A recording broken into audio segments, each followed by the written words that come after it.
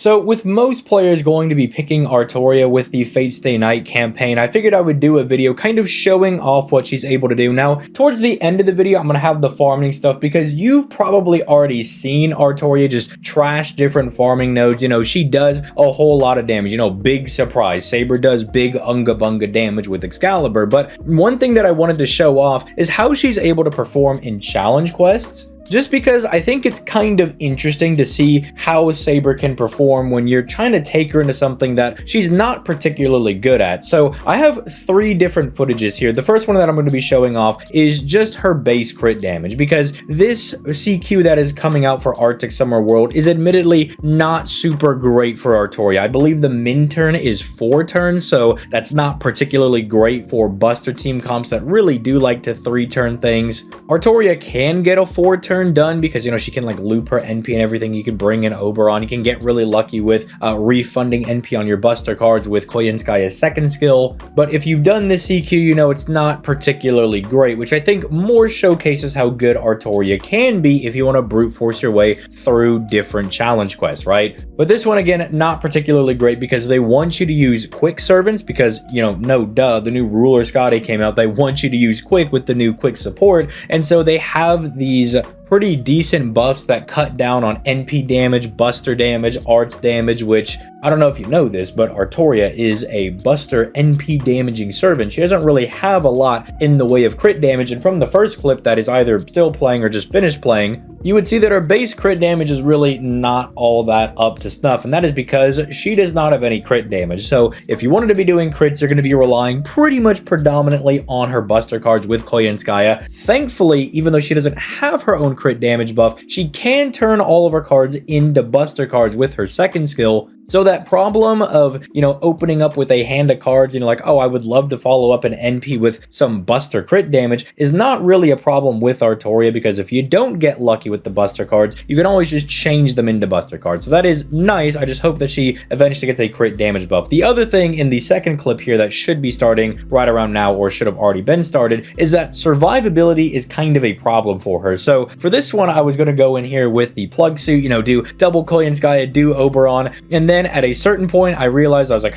you know, I forgot that I probably should have brought the defensive Mystic Code, you know, that way we can get through the Gareth portion of this, where not only are we going to get smacked by an NP from the Valkyries, but we're also getting taunted, and they have really high crit damage, so her not having any defense up, an invincibility, a dodge even, just no guts, no nothing, is really not great for her. I mean, again, go figure, you know, she's predominantly a farming servant, so saying that she doesn't have all these things is a shock to, you know, no one if you're a veteran player. But for a new player, I feel like it's helpful to see this up front and see why this actually does affect the servant. And when people say, oh, well, you could just smack the enemy, it's like, well, not necessarily. You know, I'm sure you could brute force your way through this, but you definitely need to go a different route. You know, use your Merlins, go for more of a sustain team, because you need to make up for the deficiencies of the servant you're bringing into more difficult content. And for Artoria, that is survivability and, well, the ability to do crit damage. And I think it's kind of poetic that Merlin is really good with Artoria, given, you know, the whole Arthurian legend and all that good stuff. But the final one here is the one that I think does the best. It's where we bring a defensive Mystic Code to kind of help out with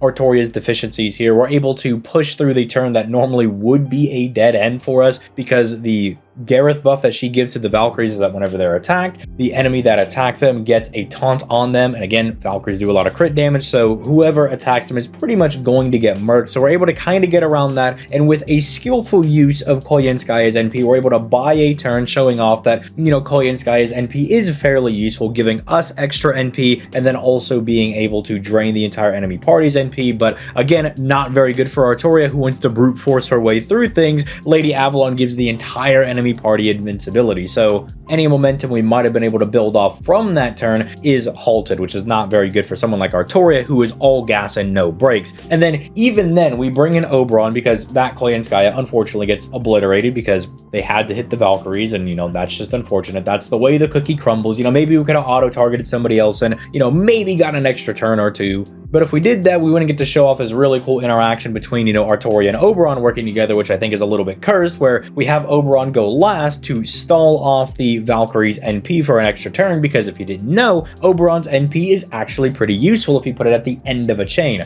You make the entire enemy party invincible, but that's why you put it at the end, because he also puts them all to sleep and makes them go nighty-night. So we buy an extra turn, but unfortunately, when you're a servant that has no Pierce invincibility, you can't get around defensive buffs, you can't remove them, you have no survivability yourself. At some point, when there's nobody to protect the party, you're just gonna get destroyed. I mean, we could have done something if this was a single target boss, but again, I think this is one of the worst places to show off Artoria, but hey, she still got pretty decently far, right, by doing some brute force damage. She certainly did better than I thought she would. I didn't really think we were gonna make it this far, but hey, you know, you do enough damage, you know, you can kind of brute force your way through some things. And so for some masters that are on the more casual side, Artoria can be very useful in CQs if you just need somebody to open up, smash through the first like bar or two, you know, just do some really good chip damage, and then your main DPS comes in, or say like a Herc, a Ku Alter, a Chi Shi Huang, or even someone who is on event bonus. So for this one, it could be someone like a Summer Jolter that's going to be your finisher, you know, just something along those lines. She can have some value in there despite lacking all of these buffs that you would want somebody in CQs or Advanced Quest or Bleached Earth missions, whatever have you would want them to have. Now, obviously, around now, I guess we should be showing,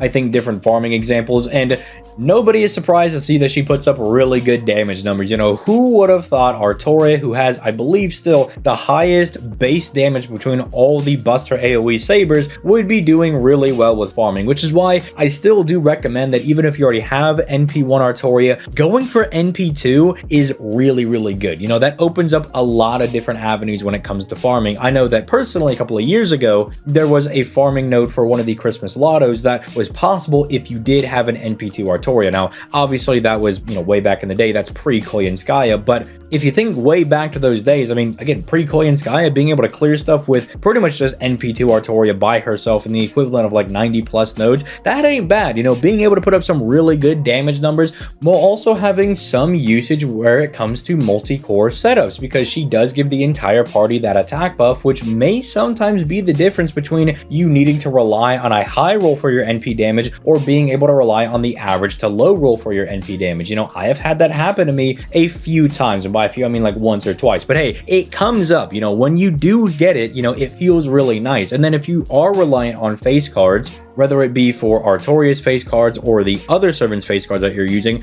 the fact that she provides stars on her third skill can help you out in those face card scenarios, and the fact that she can change all of her cards to Buster if you're reliant on her own cards is very, very useful. Again, for the aforementioned reason that, you know, Koyanskaya gives you really big Buster crit damage specifically, and so you can fully take advantage of that if you are a more low-end box that needs to rely on face card farming and getting those extra cards. It does turn those scenarios where it's like, oh man, I need one Buster card exactly. You know, I can't do this with like a quick card or an arts card. Those quick and arts cards then just become Buster cards, right? It can really help you out in those scenarios. She's just a very versatile servant when it comes to farming, but as we talked about in the beginning of this video, not super great when it comes to CQs, but nobody I think was making that argument. I think I do just want to kind of shine a light on that for newer players that don't know that as much, and just give them a forewarning about that and be like, hey, you can bring her to CQs, you can bring her to AQs, you can bring her to boss fights, but you're probably going to use her as an opener. She's probably not going to finish out the fight. Unless you are specifically going out of your way to keep her around during the fight. You know, you're bringing Merlins, guys that can give her sustainability, survivability, you know, stuff along those lines. You're bringing even Castoria into the mix just for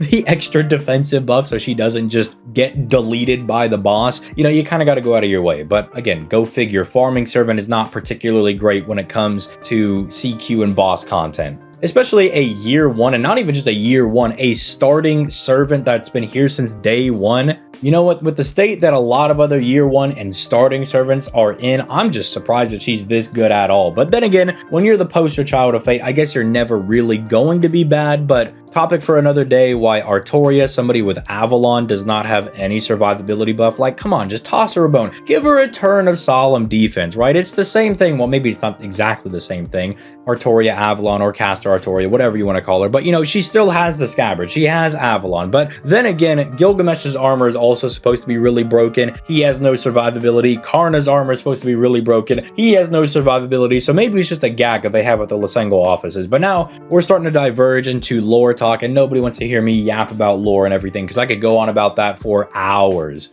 And so I think that is my cue to cut out the video. But if you enjoyed the video, found it helpful or entertaining, make sure you drop a like on the video and subscribe to the channel, as I do these videos every single day.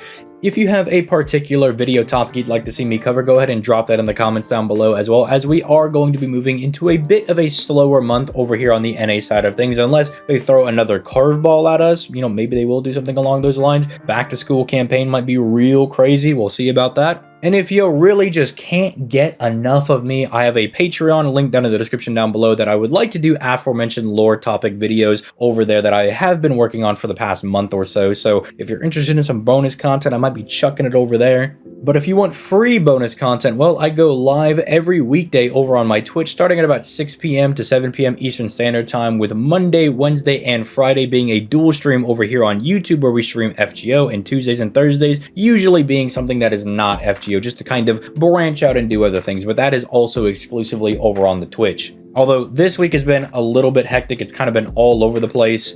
But we should be back on schedule next week. So with all that being said, I'm going to go ahead and get out of here. I think I announced everything that I wanted to announce. And you guys have yourselves a nice rest of your day. Peace, late guys.